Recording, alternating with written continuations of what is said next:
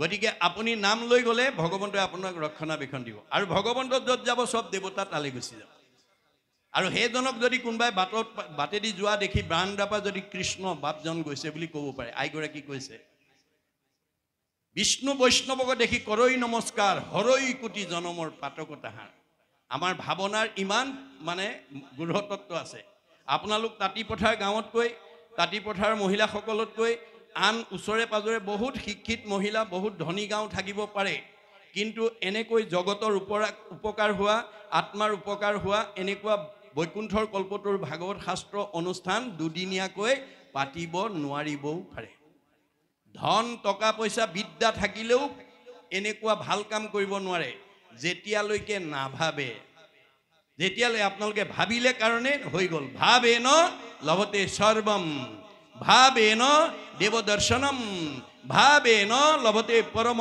জ্ঞানম তস্মাৎ ভাৱ অৱলম্বনম আপুনি ভাল কাম এটা কৰিবলৈ ভাবিব লাগিব ভাবিলে আপোনাৰ ভগৱানে কৈছে তুমি ভাবিলে মই তোমাৰ সকলো মনৰ ভাৱনা পূৰণ কৰি দিম গতিকে ভাল কাম কৰিবলৈ ভাবিবলৈ শিকিবা ভাৱনাৰ ইমান মহাত্মা আছে আমাৰ ভাৱৰ গতিটো কাছৰ নিচিনা বুলি কৈছে কাছৰ বৈশিষ্ট্য কি বালিত কণী পাৰে পানীত উমনি দিয়ে বালিত কণী পাৰি পানীত উমনি দি ভাৱৰ দ্বাৰা বালিত কণী ফুটাই দিয়ে অজেহেন কশ্যপে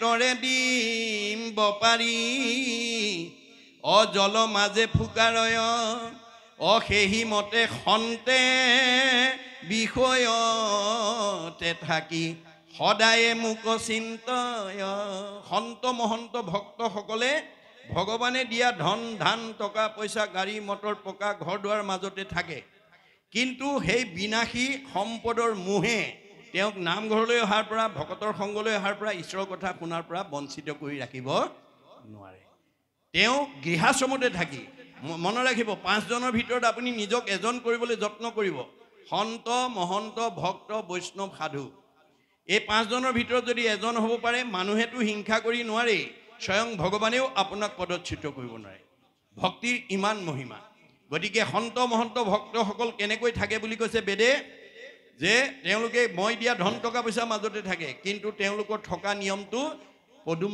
পদুম ফুলৰ দৰে থাকে পদুম ফুলৰ বৈশিষ্ট্য কি বোকা পানীতে জন্ম হয় কিন্তু বোকা পানীয়ে পদুম ফুলক কেতিয়াও লিপ্ত কৰি ৰাখিব নোৱাৰে বোকা পানীৰ পৰা সদায় নিৰ্লিপ্ত হৈ থাকে সন্ত মহন্ত ভক্তসকল মই দিয়া ধন ধান টকা পইচা গাড়ী মটৰৰ মাজতে থাকে কিন্তু সেইবিলাকৰ বিনাশী মোহে লৈ যাব নোৱাৰা সম্পত্তিৰ মোহে তেওঁ কেতিয়াও লৈ যাব পৰা সম্পত্তি লাভৰ পৰা অতৰাই ৰাখিব নোৱাৰে আজি ইয়ালৈ নহাৰ কাৰণে কোনোবাই ব্যৱসায়ত 50,000 টকা লাভ হ'ব পাৰিব কিন্তু তেওঁ হেতু লৈ যাব নোৱাৰে আৰু হেতু তেওঁ একেদৰে ৰাখিব নোৱাৰে আনযত ধন দেখা খৰচিলে যাই বিঠা গীতাত কৈছে আনযত ধন দেখা খৰচিলে যাই বিঠা খাইলে দিলে সবে টুটি যায় নামৰ নাহিকে ক্ষয় লাগে মানে বৃদ্ধি হয় ভাগ বাতিলেও বাঢ়ি যায় গতিকে অন্য ধনবিলাক দি থাকিলে খাই থাকিলে ঢুকাই যাব কিন্তু নাম ধন যিমান দি থাকিব সিমান বাঢ়ি বাঢ়ি গৈ থাকিব এইটো ধন লগত যাব দেই পৰকালত ধন মাধৱৰ নাম তাক লোৱা গলে বান্ধি ঐতো এটিক্ষণে এৰা আলজাল পাছে মৰি বাহা কান্দি আজি ইয়াত দুদিনীয়া ভাগৱত পতা সত্ত্বেও যদি কোনোবাই বিভিন্ন বিষয়ৰ কাম দেখুৱাই যদি নহাকে থাকে এই দুদিনত পৰকাললৈ লৈ যাব পৰা ধনৰ অভাৱত গৈ সেই জীৱটোৱে কান্দিবগৈ লাগিব আজি আপোনালোকৰ তাঁতিপথাৰ গাঁৱত বহুত গৃহস্থী আছে যদিও বহুতে কান্দি আছে আমাৰ ভাগৱতৰ মতে কি কাৰণে কান্দি আছে অৰ্থনীতিয়ে কৈছে অভাৱ অসীম অভাৱৰ সীমা নাই কিন্তু নিৰ্দিষ্ট অভাৱবিলাক সীমিত মুখ্যতম অভাৱ 3টা মনত ৰাখিব দেই অভাৱৰ সীমা নাই কিন্তু নিৰ্দিষ্ট অভাৱবিলাক সীমিত এঘৰ মানুহে ল'ৰাটোক স্কুললৈ পঠিয়াবলৈ চাইকেল এখন প্ৰয়োজন চাইকেল এখন কিনি দিয়াৰ পিছত চাইকেলৰ অভাৱটো নাইকিয়া আৰু চাইকেলৰ অভাৱ নাই সি কেইদিনমান চাইকেল চলোৱাৰ পিছত আকৌ মটৰ চাইকেলৰ চিন্তা কৰিব মটৰ চাইকেলখন কিছুদিন চলোৱাৰ পিছত 4 চকাৰ কথা ভাবিব এনেকৈ অভাৱবিলাক বাঢ়ি বাঢ়ি গৈ থাকে কিন্তু নিৰ্দিষ্ট অভাৱবিলাক সীমাবদ্ধ হৈ থাকে তাৰ ভিতৰত মুখ্যতম অভাৱ 3টা অন্ন বস্ত্ৰ সংস্থাপন আজি তাঁতিপথাৰ গাঁৱৰ চাৰিসীমাত বসবাস কৰি থকা গৃহস্থী কোনোবাই মানে মনে ভবা মতে এসাঁজ অন্ন নিজে খাব নোৱাৰাৰ কাৰণে ল'ৰা ছোৱালীক খুৱাব নোৱাৰাৰ কাৰণে কাষৰ মানুহ ঘৰে আজাদিত নিজেও খাইছে ল'ৰা ছোৱালীকো খোৱা দেখি অভাৱী ঘৰৰ মানুহে কান্দি আছে মনে মনে দুখ পাই আছে বস্ত্ৰ সমাজত খাপ খোৱা এযোৰ বস্ত্ৰ নিজে পিন্ধিব নোৱাৰাৰ কাৰণে ল'ৰা ছোৱালীক পিন্ধাব নোৱাৰাৰ কাৰণে ওচৰৰ মানুহ ঘৰে নিজেও পিন্ধিছে ল'ৰা ছোৱালীকো পিন্ধা দেখি অভাৱী ঘৰৰ মানুহে কান্দি আছে সংস্থাপন এতিয়া বিজ্ঞানৰ যুগ সুইচ টিপিলে পোহৰ আহিব লাগে সুইচ টিপিলে গীৰ্জাত পানী উঠিব লাগে মানে গৰম হ'ব লাগে সুইচ টিপিলে পানী অহা যোৱা কৰিব লাগে ইত্যাদি ইত্যাদি এঘৰে সকলো অভাৱ পৰিপূৰণ কৰি আছে কাষৰ ঘৰ মানুহে তেওঁৰ সমান অভাৱখিনি পূৰণ কৰিব নোৱাৰাৰ কাৰণে কান্দি আছে গণ্ডগোল ক'ত লাগিল সীমা একেটাই গাঁও একেখনেই আমাৰ মতেতো চবেই একে হ'ব লাগিছিলে গণ্ডগোলটো ক'ত লাগিলে এইটোৱে ভাগৱতে কৈ আছে এই ৰহস্য ভেদ কৰিবৰ কাৰণে আহিব লাগে ৰহস্য গাঁও একেখনতে থাকি অভাৱবিলাক বেলেগ বেলেগ দুখবিলাক বেলেগ বেলেগ কিন্তু সুখবোৰ চবৰে একেই অকল তাঁতিপথাৰ গাঁৱতে নহয় বিশ্বৰ যিমান সুখী মানুহ আছে সব সুখী মানুহবোৰ একেই বুলি কৈছে এজন দাৰ্শনিক পণ্ডিতে কৈছে all happy families R alike but unhappy families R unhappy in there own fashion পৃথিৱীত যিমানবিলাক ধনী মানুহ আছে চবৰে সুখবোৰ একেই কিন্তু দুখবিলাক চবৰে বেলেগ বেলেগ মই গোটেই পৃথিৱী বাদ দিলোঁ আজি তাঁতিপথাৰ গাঁৱত অনুষ্ঠান কৰিছোঁ তাঁতিপথাৰ গাঁওখনকে মই উদাহৰণ হিচাপে দেখুৱাব বিচাৰিছোঁ তাঁতিপথাৰ গাঁৱৰ মানুহৰ এখেতে যদি এইখন গাঁৱৰ গৃহস্থী হিচাপে পকা ঘৰ বনাই গাড়ী মটৰ কিনে দামী পোছাক পিন্ধে দামী আহাৰ খায় এখেতৰো ভাল লাগিব এখেতৰো ভাল লাগিব এখেতৰো ভাল লগাত কোনো পাৰ্থক্য নাই কিন্তু বেয়া লগাবিলাক তাঁতিপথাৰ গাঁৱৰ কোনোবা দম্পতীয়ে বিয়া পাইছে ল'ৰা ছোৱালী হোৱা নাই সেইটো দম্পতী সেইটো দুখ কাৰোবাৰ ল'ৰা আছে ছোৱালী নাই সেইটো দম্পতী সেইটো দুখ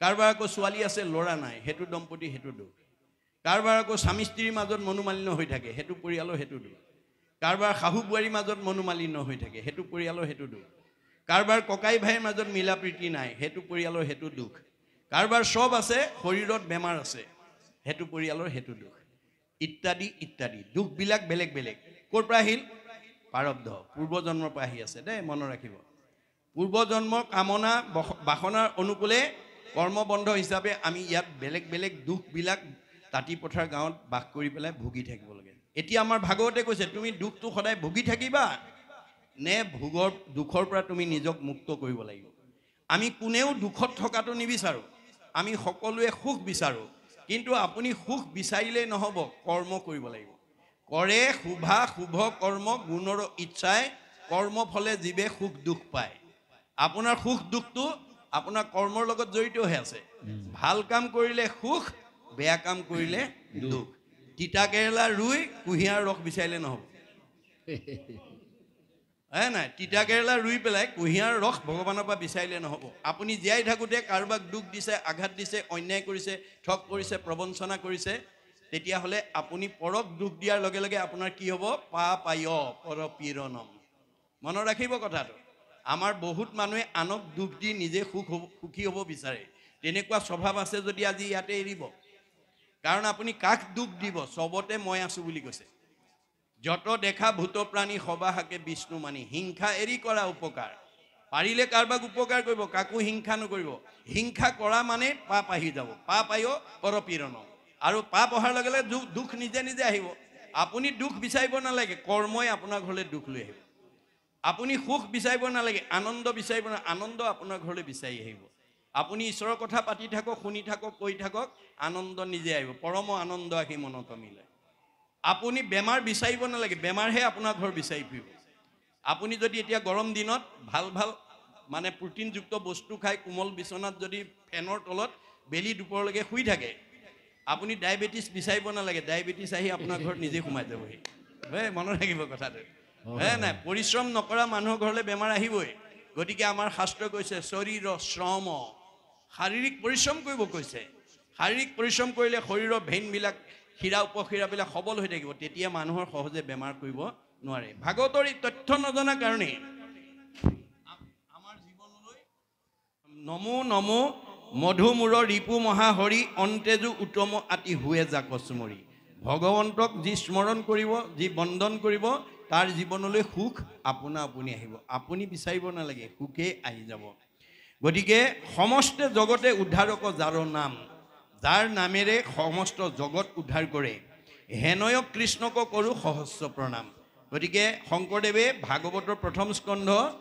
সংকলন কৰিবলৈ যোৱাৰ প্ৰাক মুহূৰ্ততে ভগৱন্তক কোটিবাৰ সহস্ৰবাৰ প্ৰণাম কৰিছে প্ৰভু ভগৱন্ত ভকতৰ নৱনিধি। ভগৱন্তৰ বৈশিষ্ট্য কি? ভকতৰ নৱনিধি। ভগৱন্ত কল্পতৰু বৃক্ষ। কল্পতৰু বৃক্ষ কাক কয়? যি বিচাৰে তাকেই পায়। গতিকে ভগৱন্ত ভকতৰ কল্পতৰু বৃক্ষ স্বৰূপ। এতিয়া যদিও কল্পতৰু বৃক্ষ স্বৰূপ, যি বিচাৰে তাকে পায়, কিন্তু কল্পতৰু বৃক্ষৰ এটা বৈশিষ্ট্য আছে। কি? কল্পতৰু বৃক্ষ যদি সবাতো সমান, মাগন্তা জনক মাত্ৰ দেই ফলদান। আপুনি বিচাৰিব লাগিব কি লাগে তেওঁ, নিবিচাৰিলে আপুনি নাপাব। আপুনি মানৱ জন্ম সাৰ্থক কৰিবলৈ জন্ম দিয়া ল'ৰা ছোৱালীকেইটাক এই সংসাৰৰ পৰা উদ্ধাৰ হ'বলৈ, জীয়াই থাকোঁতে শান্তি পাবলৈ আপুনি পুৱা গধূলি সেৱা কৰা থান অকণমান আপুনি গৃহত নিৰ্মাণ কৰিব লাগিব। হৰি গুণনাম শ্ৰৱণ কীৰ্তন ভজিও হৰি চৰণ মনুষ্য হুইবাৰো এহি মানে মাত্ৰ জানা নিজ প্ৰয়োজন। মানুহ নামৰ উপাধিটো যে পালোঁ, আমি পুৱা গধূলি তেওঁক নাম ল'ব লাগিব। ল'ৰা ছোৱালীকেইটাক লৈ পেলাই আমি ঈশ্বৰ উপাসনা কৰিব লাগিব। যিখন ঘৰত ঈশ্বৰ উপাসনা কৰে সেইখন ঘৰত কৃষ্ণ থাকে বুলি ভাগৱতে কৈছে। যেই নাম সেই হৰি জ্ঞানানিষ্ট কৰি নামৰ সংগ নচাৰন্ত হৰি। যিখন ঘৰত পুৱা গধূলি ঈশ্বৰৰ গুণ নাম ধূপ ধূনা জ্বলিব, ঈশ্বৰ উপাসনা কৰিব, সেইখন ঘৰত কৃষ্ণ থাকিব। কৃষ্ণ থকা ঘৰখনৰ মানুহ আনন্দত থাকে, মিলা প্ৰীতিত থাকে, মৰম স্নেহত থাকে, একতাৰ দোলেৰে থাকে। আৰু যিখন ঘৰত সেই ব্যৱস্থা নাই, শ্ৰৱণ কীৰ্তন জড়িত কৃষ্ণৰ নকৰে, তই তেখে ৰাক্ষসীগণে বিঘিনি আচৰে। যিখন ঘৰত পুৱা গধূলি ধূপ ধূনা নজ্বলে, ঈশ্বৰ উপাসনা নকৰে, সেইখন ঘৰ বিচাৰি কোন আহে? দ্বাদশ স্কন্ধত কৈছে, অঘাসুৰ, বকাসুৰ, পলম্বাসুৰ, অৰিষ্টাসুৰ, পুতনা, ব্যমাসুৰ, ধেনুকাসুৰ, চব অসুৰ আহি সেইখন ঘৰত সোমাই যাবহি। কায়িকভাৱে নহয় দেই, স্বভাৱগতভাৱে, গুণগতভাৱে। আমাৰ কিছুমান পৰিয়ালৰ মানুহ আছে, কথা ক'বই নোৱাৰে, টিঙিচকৈ খং উঠেই, কথা ক'বই নোৱাৰে, লাঠিডাল লৈ উলিয়াই আনেই, কথা ক'বই নোৱাৰে, ঠেহ পেচ লাগি ৩-৪ দিনমানলৈ চকু পানী উলিয়াই ভাত পানী নাখায়। এনেকুৱা স্বভাৱ যিখন ঘৰৰ পৰিয়ালৰ মানুহ আছে, সেইখন অসুৰ থকা পৰিয়াল। যেতিয়ালৈকে সেই আসুৰিক ভাৱবোৰ থাকিব, তেতিয়ালৈকে সেইখন ঘৰত শান্তি নহয়। সেই অসুৰবিলাকক মাৰিব লাগিব বা উলিয়াই পঠিয়াব লাগিব। কেনেকৈ উলিয়াব লাগিব? নাৰায়ণ ঠাকুৰদাদাই এটা ফকৰাত কৈছে, কুকুৰে কৰিলে বিয়া বাঘৰ জীয়াৰী, দেখিয়া ভালুক গৈ ঘৰ বাৰী এৰি। কুকুৰে যদি বাঘৰ জীয়াৰী বিয়া কৰিব পাৰে, সেইখন ঘৰত আৰু ভালুকৰ পৰিয়াল নাথাকে। ইয়াৰ অৰ্থটো হৈছে কুকুৰ মানে জীৱ, বাঘৰ জীয়াৰী মানে নাম, আৰু বিয়া মানে সম্পৰ্ক। যিটো জীৱই মানুহৰ জন্ম পায়, বাঘৰ জীয়াৰী মানে নামৰ লগত, বিয়া মানে সম্পৰ্ক কৰিব, নামৰ লগত সম্পৰ্ক কৰিব, সেইখন ঘৰত ভালুকৰ পৰিয়াল কাম ক্ৰোধ লোভ মোহ মদ মাৎসৰ্য থাকিব নোৱাৰে, ওলাই গুচি যাব। কৰ্ণপথে ভকতৰ হিয়াত প্ৰৱেশী হৰি, দুৰ্বাসনা হৰে সমস্তই। যি মানুহে ঈশ্বৰৰ কথা শুনি থাকিব, গাই থাকিব, কৈ থাকিব, ঈশ্বৰৰ কথা কাণেদি সোমোৱাৰ লগে লগে বেয়া ভাৱবিলাক ওলাই যাবলৈ বাধ্য হ'ব। খালী বটলত পানী ভৰোৱাৰ লগে লগে তাৰ ভিতৰৰ বায়ু ওলাই যাবলৈ বাধ্য হ'ব। গতিকে এই আদৰ্শৰে আমি যাতে তৃণমূল ঘৰখন, পৰিয়াল, সমাজখনক যাতে আমি গঢ় দিব পাৰোঁ, এই তথ্য ভাগৱতে দি আছে। সমস্ত জীৱনশৈলীৰ নিয়ম ভাগৱতত দি আছে।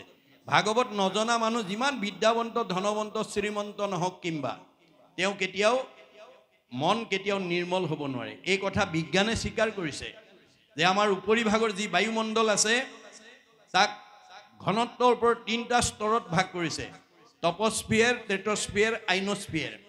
আইনস্ফিয়াৰক বৈতৰণী নদী বুলি কল্পনা কৰা হৈছে।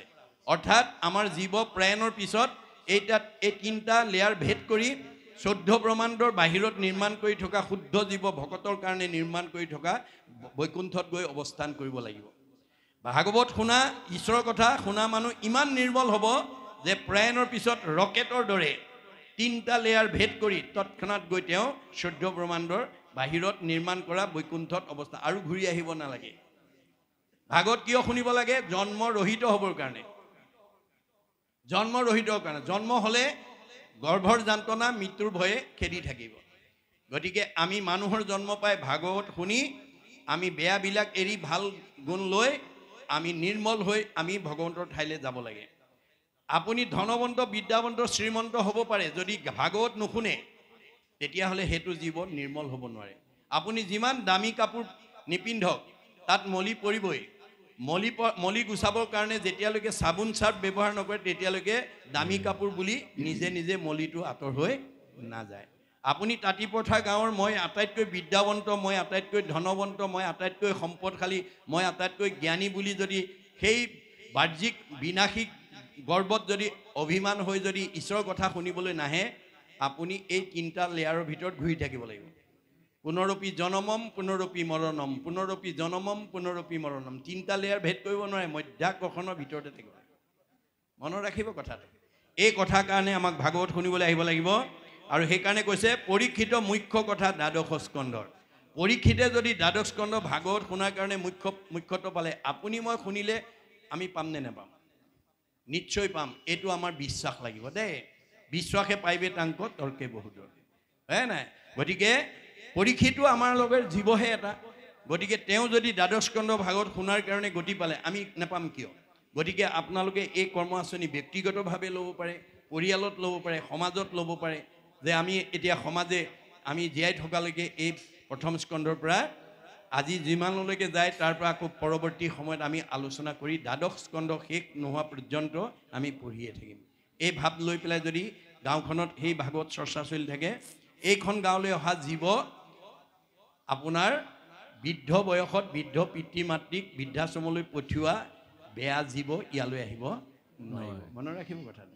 পোহৰৰ ওচৰলৈ যেনেকৈ আন্ধাৰ আহিব নোৱাৰাটো বিজ্ঞানসন্মত সত্য।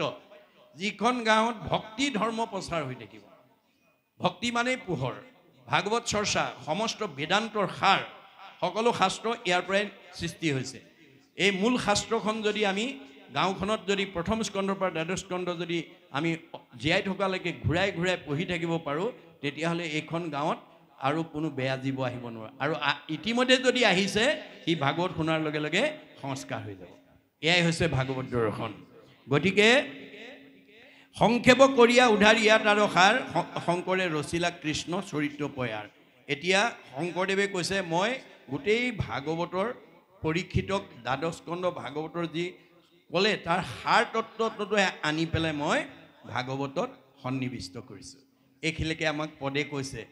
ইয়াৰ পাছৰ পদে আমাক কি ক'ব আমি পুনৰ পদবন্ধে আলোচনা কৰিম। মই পাঠকক পুনৰ আৰম্ভ কৰিবলৈ আহ্বান জনাইছোঁ।